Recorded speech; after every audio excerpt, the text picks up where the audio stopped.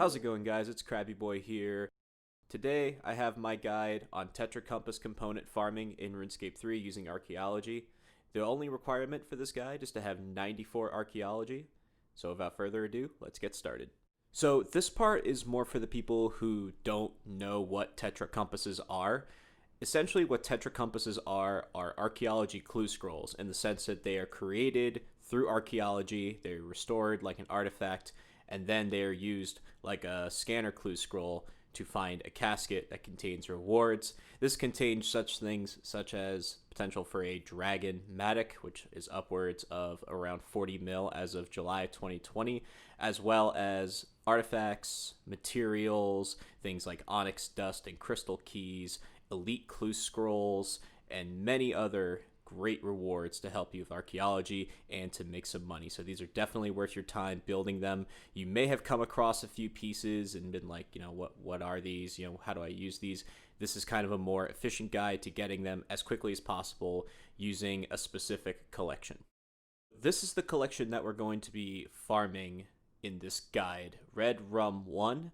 It is the first collection from General Betnose. It requires 4 artifacts to complete: the Org Kizaj Axe, the Orc Cleaver Sword, the Beastkeeper Helm, and the Nosarog Sculpture. Now, I did say that this guide requires 94 archaeology. However, you can actually start this as early as 81 by getting the Orc Cleaver Sword and the Org Kizaj Axe, because that spot opens up at 81. Now, the reason you want to farm this collection, aside from all the other ones, is because this is a collection that you can complete very easily because you only need 2 archaeology spots to do so. The 81 spot, where you get the Org Kizaj Axe and the Orc Cleaver Sword, and then the Ubiusk Animal Pen, requiring 94 archaeology, which gets you the Nosarog Sculpture and the Beastkeeper Helm. So between the 81 spot and the 94 spot, you're going to get a total of 5 different artifacts. And the key thing here is that 4 of these 5 artifacts are the only 4 artifacts you need to finish this collection. Unlike the other Tetracompass collections, which require you to visit possibly 3 or even 4 spots, this requires you to only go to 2, and you have an 80% chance to always get an artifact that you need for this collection. So here's just a quick look at the equipment and inventory I have for my level. You don't need anything specific for this, but this is just what I've been using. I have the full Master Archaeology outfit, the Archaeology Skill Cape, Grace of the Elves, an augmented Time Space Matic with Imsold 6 and Hone 6. I actually don't have Furnace on to try to get as many materials as possible. Ring of the Whispers for the Gathering bonus, the book for the teleport, auto screener, that's pretty much essential. You should always be running that if you can get it. Elven Ritual Shard for prayer renewal. I use the Premier artifact for the Porter buff. It's pretty helpful if you're just AFKing and you want to just get some materials, a few extra, save some porters. It's good to kind of proc that if you do. And of course, the Water Fiend for the duplication chance. My routine for this is pretty simple. All I do is go to the Crucible Stand Debris, the level 81 spot, and get 4 of each artifact, and then go over to the 94 spot and get 4 Beastkeeper Helms and 4 Nosarog Sculptures. And once you have that, you are pretty much ready to go. You're ready to turn them in. That's all the artifacts you will need.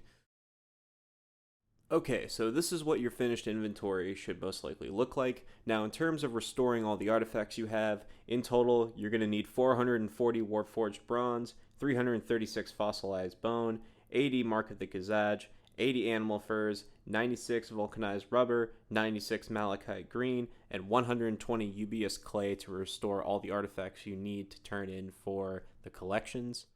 And of course, one other thing you will need is the 30 dies in combination with the Tetracompass pieces to make the actual Tetracompass. And this is going to bring the total value of materials of making the Tetracompass up to around 5.8 mil, and this is around July 2020 pricing. But of course, a large part of this will be mitigated by the fact that you will be gaining a lot of these materials while going for your artifacts. Now, one spot I do want to show in this video is actually where I get my own animal furs, because I actually get all my materials myself. If you travel to the Uglog Lodestone and head immediately north, you will come across a patch of 4 animal furs. This is a very great spot to get animal furs, and if you're not banking with the Grace of the Elves, you can bank pretty efficiently in Uglog itself, provided that you have completed the quest as a first resort, or if you have not done that quest, you can actually bank at the Warforged itself.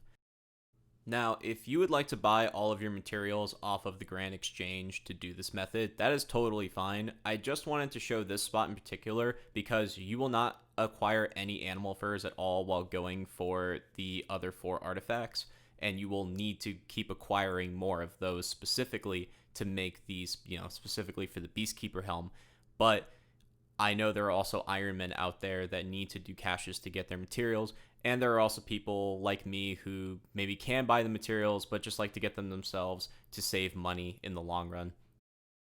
Once you have all 16 artifacts fully restored, you're going to want to head to the Goblin Village to hand in your collection. You could teleport there easily with the Master Archaeology outfit. However, if you don't, one easy way of getting there is the Falador Lodestone and heading north. And another way that I'm showing here is the Goblin Village teleport sphere. You can make these pretty cheaply. All you need is molten glass and 2 law runes, and take them to Oldak and he will make them for you. I believe you need the Land of the Goblins quest to be able to do this, but it's very quick, it's very cheap to make as well, and it's a pretty good substitute if you want to have a few lying around and if you don't have the Master Archaeology outfit.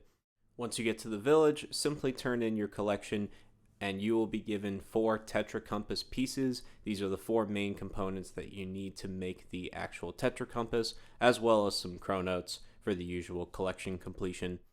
From here, the steps are pretty simple. Just head back to the archaeology workbench, build your Tetracompass, charge it up at the monolith, follow the directions to your casket, and enjoy your loot. So this is just an example of a casket that I got while gaining footage for this video. All the rewards you can gain from Tetracompass caskets can be found on the RS Wiki, but I did want to go ahead and break down a casket reward for you guys just so you can see what kind of rewards you can get from these caskets. So as you can see here, I got some artifacts. I got 3 in this one. You can get between about 3 and 6 with an average about 4 and 5. And these can be of any level. They can be of a level that you can already do, or they could be a level that's a little bit higher up. I also got a bunch of archaeology materials. I got some archaeology boosting items. You see I got the monocle and the cup of tea. I got some complete tomes. These are XP tomes that are unbankable, that give you archaeology XP when used on the desk at the Archaeology Guild. I also got a clue scroll. You can get varying level clue scrolls from these all the way up to master. And you can also get some crystal keys and onyx dust and a few other really good goodies like Triskelion keys. One of the big items that you can also get is also the Dragon Matic, which as of the time of this video is sitting around 45 to 46 mil.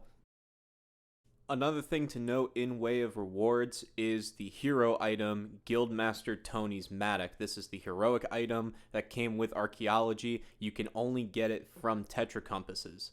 The way you get it is you'll have to obtain a shadowy key, which is exceedingly rare. It is a 1 in 10,000 chance. And you also have a chance to get a distorted key, which indicates a 1 in 10 failed roll on the shadow key. So just like the Matic of Time and Space, this Matic also requires 99 archaeology to use, but it also comes with 2 very great intrinsic perks. The first is a chance to get double materials whenever you harvest a material, as well as a chance to automatically discover an artifact, and you don't have to fill up your progress bar, you will discover it immediately. And this is a very expensive item. People are willing to pay billions of GP for these Matics, so getting one is exceedingly special, and the only way you can get them is by doing these Tetracompasses. Now, this guide is more about the method and doesn't have a lot of going into the XP rates or the material rates or anything in that regard. However, I will say that restoring all of the artifacts with base XP is around 165,000 experience. So that combined with some of the boosts you're going to be getting, plus about ballpark 30,000, 60,000 XP from excavating, and the possibility of getting a few tomes from the Tetracompass that you're potentially building, you could be looking at around 200,000 to possibly 250,000, maybe even 300,000 archaeology XP per Tetracompass. And these XP rates are not going to compete with the Zeroshian collections with pylon batteries. However, if there's anybody out there looking to do this route to train archaeology, make some money, maybe go for that chance of the Matic, this is a great method of doing so. I'm currently 103 archaeology and still doing this method. I haven't really touched the Zeroshian collection farming point yet. Anyways, guys, that's going to do it for this guide. Hope it was helpful, and if it was helpful, please leave a like and a comment. I'd really appreciate it, and I hope you all have a good day, and I will see you all in the next one.